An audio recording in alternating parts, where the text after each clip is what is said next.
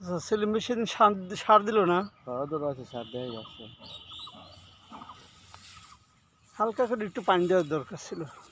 পানি দিছেই সার দিচ্ছে, এইটা ভালো। আপনি যে এখানে ফেকান তো সেই সুন্দর। এইটা নরম। সেলিম ভাই রসুন ওই জায়গাটা একটু তাওয়া পড়েছে, তাওয়া তাওয়া জমিতে ডিস্টার্ব।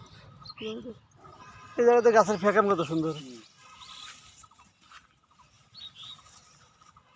এই যে এই ফুল নরম ছিল, পানি দেয়নি এটা। এটার পানি লাগবেও না, এটা পানি আর উপর।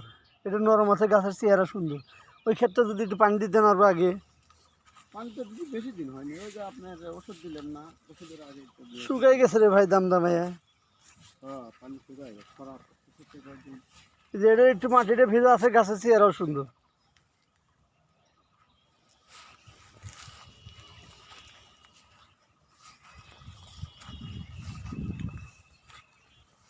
না এটা হালকা করে ভিজে দেবো,